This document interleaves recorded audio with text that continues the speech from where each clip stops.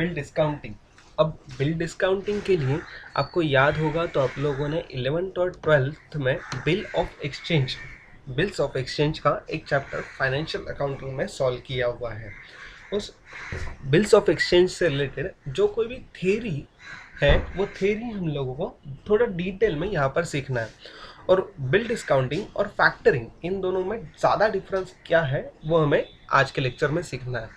In short अगर bill discounting का मतलब अगर समझना है तो यहाँ पर देखो, एक्सपांड करके मीनिंग में क्लिक करो। बिल और invoice discounting is a trade activity in which the seller gets amount in advance at a discount rate from the lender. This makes a buyer contribute in the form of interest rate in increasing the revenue of the financial institutions, banks or NBFCs in form of the interest paid and from the monthly fee. ठीक है, तो in short ये complete meaning समझने के लिए एक example देखो। इस एग्जाम्पल में you have sold a goods to mister X, हम लोगों ने मिस्टर एक्स को एक गुड्स बेचे हैं। He has given you later of credit from the bank of 30 days. If you want to get a money from the bank before 30 days, the bank will charge some interest rate from you. अगर हम लोगों ने जो cell किए हुए goods हैं उनके advance payment के लिए अगर हम लोग बैंक के पास गए हैं और बैंक से पैसे लिए तो एडवांस में पैसे मिल रहे हैं, इसलिए बैंक कुछ कम पैसों में हम लोगों को क्या करेंगे, डिस्काउंटेड रेट पे हमें वो जो पेमेंट होगा वो सेटल करके देंगे। राइट, आगे दिया हुआ है which in return will be called as a discount from the seller. Let's assume if the amount which you were supposed to get was rupees 1 lakh on or after 30 days by bank's discount or an interest rate of rupees 50,000, you now get a rupees 95,000 in return from the bank. Extremely sorry, यहाँ interest rate जो है वो 50,000 नहीं 5,000 है। You now get rupees 95,000 return from the bank. The buyer will anyhow deposit rupees 1 lakh to the respective bank on 30 day only. इन सभी case में इस example में क्या था, एक सेलर एक्स था, एक्स ने कुछ गुड्स सोल्ड किए, गुड्स जिस बायर को सेल किए हुए उस बायर से जब पैसे मिलने हैं तो उसने 30 दिन की साइड मांगी थी। बैंक में जाकर हम लोगों ने उन 1 लाख के बदले में 95,000 रुपीज कलेक्ट कर लिए। 5,000 रुपीज ये हमारा लॉस है, ये हम लोगों ने डिस्काउंट है या फिर इसे बैंक चार्जेस कहो, जो वो पर्टिकुलर बिल को डिस्काउंटिंग रेट पे हमें सेटल करके दे रहा है। 30th डे जो था वो मतलब होती है ड्यू डेट। इस ड्यू डेट पे जो बायर ने 1 महीने की साइड ली थी, 1 महीने का क्रेडिट लिया था, उस पर्टिकुलर क्रेडिट के खत्म होते वक्त, क्रेडिट पीरियड को खत्म होते वक्त बायर को उस पेमेंट को सेटल करना था बैंक में जाकर। अगर बायर ने पेमेंट नहीं किया, बायर को पूरे 1 लाख रुपीज पे करने हैं, अगर बायर ने वहां पे सेटल नहीं किया वो पेमेंट, तो टोटल 1 लाख रुपीज किसे पे करने होंगे, तो जो सेलर है गुड्स का उसे। ये लायबिलिटी जो होती है ये सेलर के पास होती है हमेशा in case of bill discounting. इस बिल डिस्काउंटिंग को इनवॉइस डिस्काउंटिंग भी कहा जाता है। अब इनवॉइस डिस्काउंटिंग या बिल डिस्काउंटिंग ये किस तरह से काम करता है और कैसे काम करता है, ये सारी चीज़ें हम लोगों ने फैक्टरिंग या फॉरफेटिंग में देखी है। राइट, सेम उसी तरह से अगर फीचर्स में अगर हम लोग देखें तो फीचर्स में ये ढेर सारे फीचर्स हैं, जिसमें पहला है क्रेडिट इवैल्यूएशन। फीचर्स पे क्लिक करो, credit evaluation. Before sanctioning any invoice or a bill discounting, the bank will surely consider the reputation of the seller by checking the past repayment history, financial stability, and the credit worthiness of the buyer, as they do not want to be at risk if the buyer defers to the repay the amount. Credit evaluation जो कोई भी bank होती है जो bill discounting की इस तरह की फैसिलिटी अवेलेबल करके देती है, वो बायर और सेलर इन दोनों की क्रेडिट वर्दीनेस, वहाँ पे पेमेंट हिस्ट्री और रीपेमेंट हिस्ट्री जो होती है वो चेक करती है। अगर कोई सेलर होता है तो सेलर के जो डेटर्स टर्नओवर रेशियोज होते हैं वो भी वहाँ पे कैलकुलेट करके इवेल्युएट करते हैं, एनालाइज करते हैं। If bank thinks it is sufficient to discount the bill, then they will go for it. अगर नहीं है तो वहां पे वो उसे मना कर सकते हैं। नेक्स्ट पॉइंट, क्रेडिट इवैल्यूएशन के बाद आता है कि अवेलेबिलिटी ऑफ इंस्टेंट कैश। एक इम्पॉर्टेंट फीचर है इंस्टेंट कैश। क्यों? जिस तरह से फॉरफिटिंग और फैक्टरिंग में जो सेलर्स होते थे, वो सेलर कौन होते थे? जो क्लाइंट होते थे, वो कौन क्लाइंट होते थे? कि जिनके डेटर्स अकाउंट्स रिसीवेबल वो किसी फैक्टर को सेल करते थे। फैक्टर उसके बदले में उन्हें पैसे इमीडिएटली अवेलेबल करके देता था, लिक्विड कैश या फिर कैश इक्विवेलेंट अवेलेबल करके देता था, जिसकी वजह से वर्किंग कैपिटल अच्छे से मूव कर सकता था। Instant cash is available at a disposal or enterprise or a business that helps to improve the momentum of the business. Moreover, it provides the option to entrepreneurs to do a business without funds. It works the similar way as the bank overdraft, but it is not the same, as the customer is required to pay the interest on the used amount. अब customer कौन है इस case में? तो customer हमारे लिए activity में जो एग्जांपल में देखा था वो था सेलर। ये वो बैंक का कस्टमर है और उसे कौन से रेट पे देना है? तो इंटरेस्ट पे करना है जो अमाउंट उसने यूज की है। अमाउंट यूज की मतलब क्या? अगर 1 लाख का बिल है और 1 लाख में से कस्टमर को यानी सेलर को सिर्फ 20,000 रुपीज की ही जरूरत है, तो वो बैंक से सिर्फ 20,000 रुपीज ही लेगा।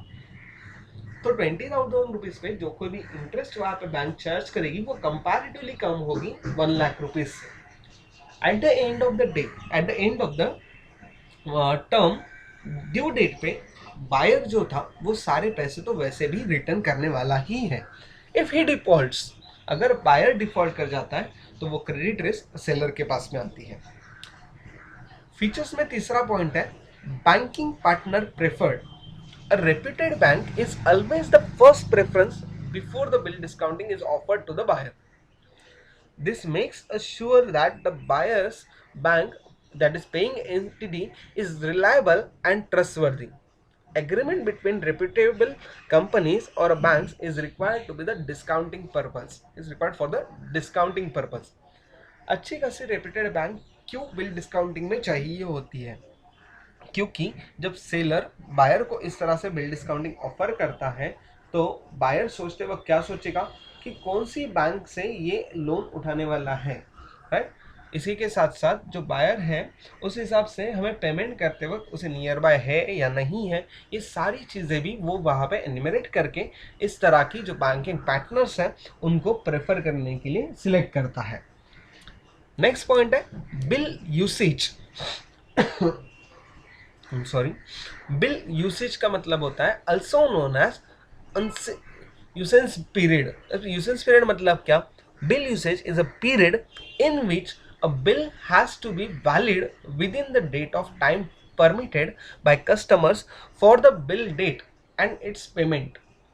जो कस्टमर ने परमिट किया हुआ पीरियड होगा, जैसे कि for example the period can very from the 3 weeks to 3 months। ये क्रेडिट पीरियड होता है।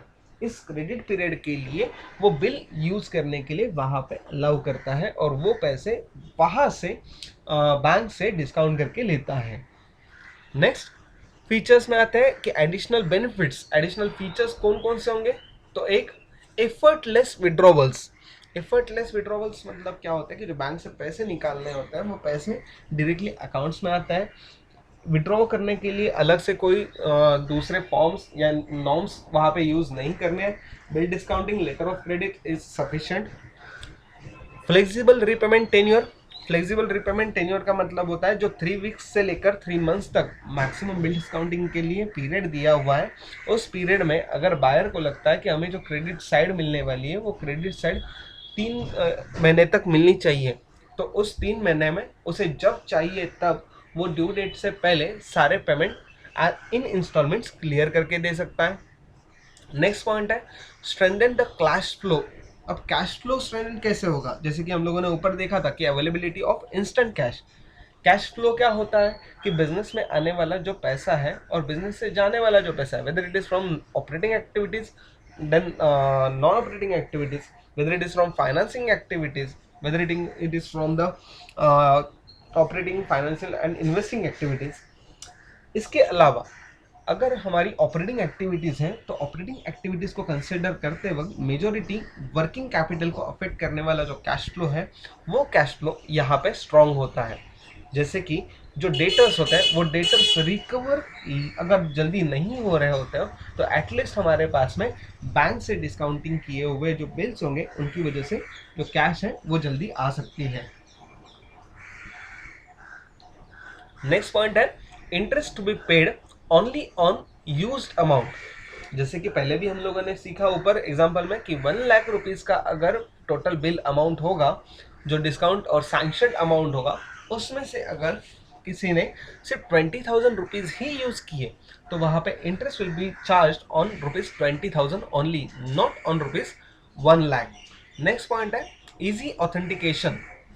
ऑथेंटिकेशन मतलब क्या होता है कि बिल जो होता है, बिल ड्रॉ करने के बाद जो ड्रॉ करता है उसे ड्रॉवर कहते हैं, जो एक्सेप्ट करता है उसे ड्रॉवी कहते हैं, जो उसे पे करता है उसे पेई या ड्रॉवी पे करता है, और बैंक जो होती है वो बैंक की अथॉरिटी उसे साइन करके देते हैं। अब साइन करते हो क्या क्या कंडीशंस होंगी वो आगे हम लोग देखेंगे ही, ठीक है। ये इजी ऑथेंटिकेशन ड्रॉवर, ड्रॉवी, पेई और बैंक। पेई इन केस अगर जरूरत होगी तो, अदरवाइज ड्रॉवर, ड्रॉवी और बैंक इन तीनों के बीच में ही ये सारे ट्रांजैक्शंस होते हैं, इसलिए ऑथेंटिकेशन करना इजी होता है। Then next quick processing with the hassle free documentation. Documentation जो होता है वो डॉक्यूमेंटेशन एक लेटर ऑफ क्रेडिट और एक बिल ऑफ एक्सचेंज, ये दो बेसिक डॉक्यूमेंट्स रिक्वायर्ड होते हैं, और बायर और सेलर के दोनों के जो एडिशनल इंफॉर्मेशन, पार्टीज की जो बेसिक इंफॉर्मेशन होती है वो बेसिक इंफॉर्मेशन के साथ साथ ये सारे ट्रांजैक्शन कंप्लीट कर सकते हैं। तो ये थे हमारे फीचर्स जिसमें credit evaluation, availability of instant cash, banking partner preferred, bill usage और एडिशनल बेनिफिट्स में आने वाले ढेर सारे पॉइंट्स। ये 3 और 3 6 ऐसे टोटल हमारे पास में 10 पॉइंट्स फीचर्स से रिलेटेड है। इन 10 पॉइंट में से अगर क्वेश्चन 7 मार्क के लिए आता है तो एटलीस्ट 6 to 7 पॉइंट्स हमें एक्सप्लेन करने हैं।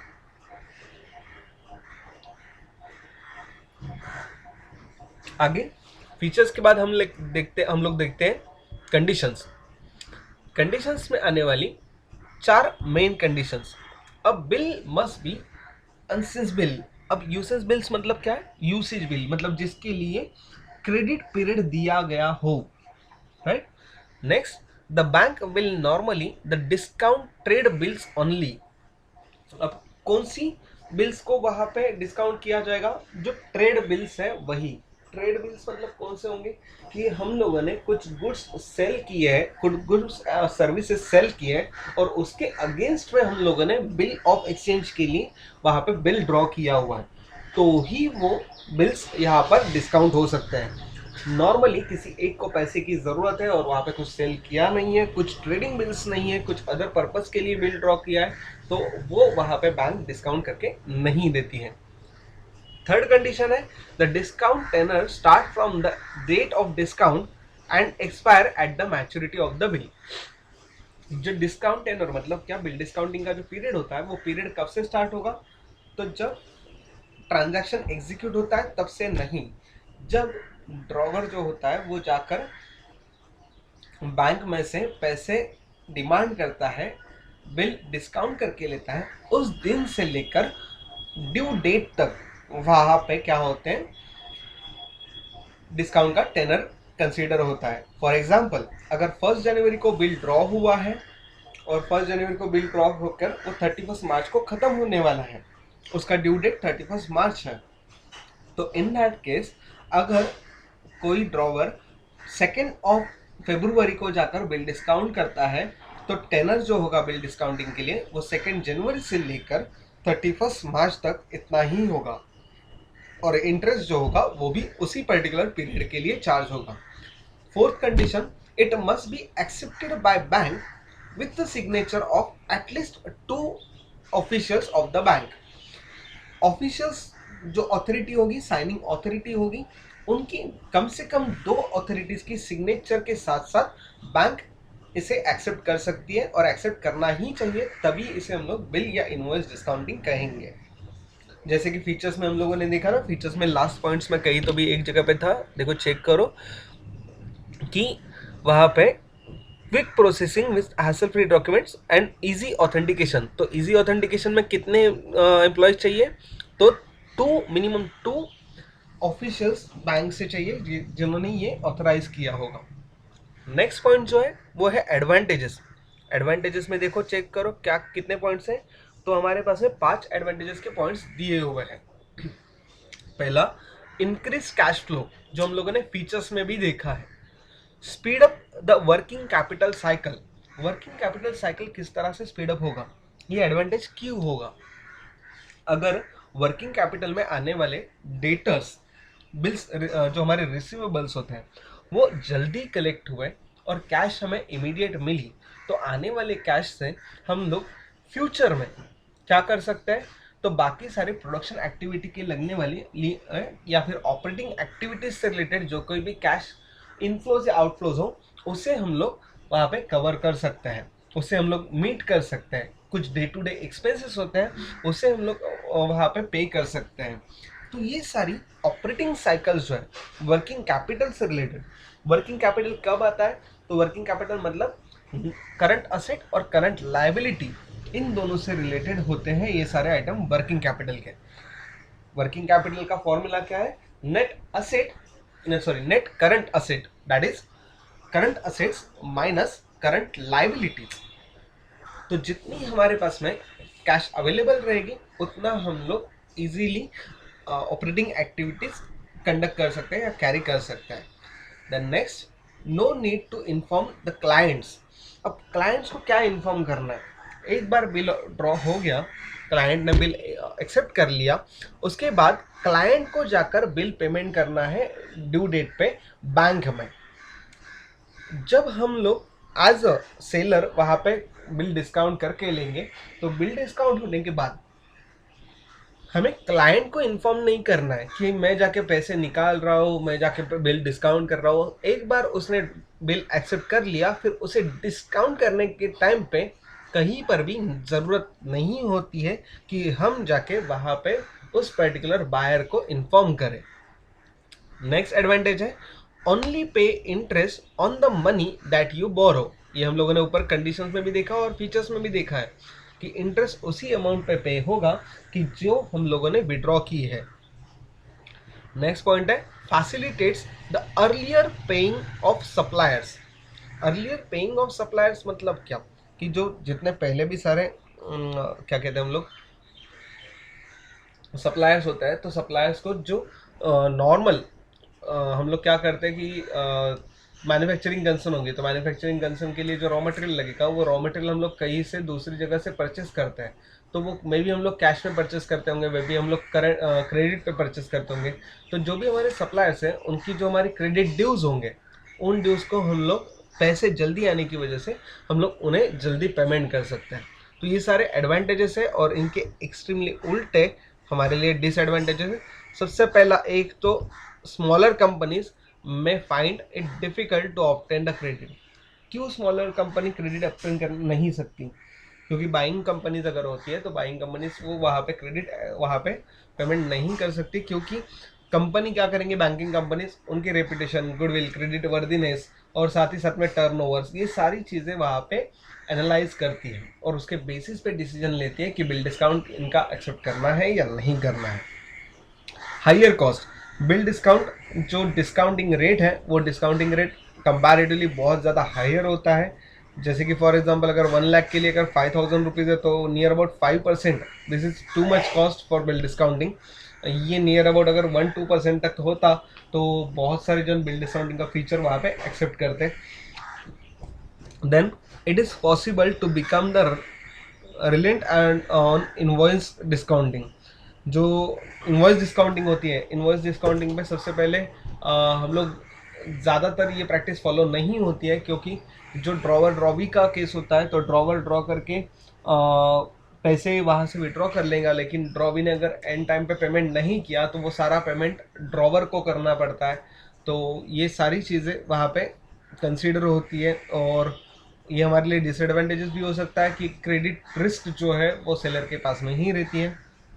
Then may hamper the finding additional business finance।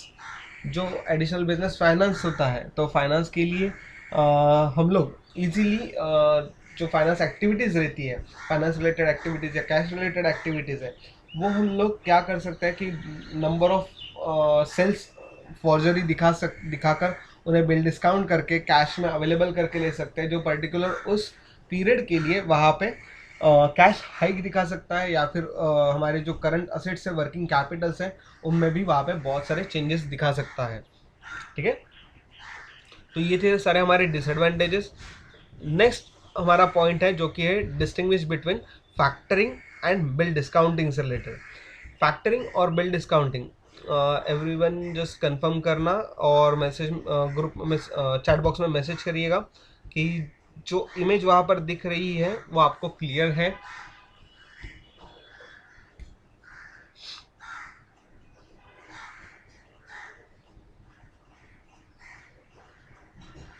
Okay, basis for comparison में बिल डिस्काउंटिंग का meaning, trading the bill before it becomes due for a payment at a price less than the face value is known as bill discounting।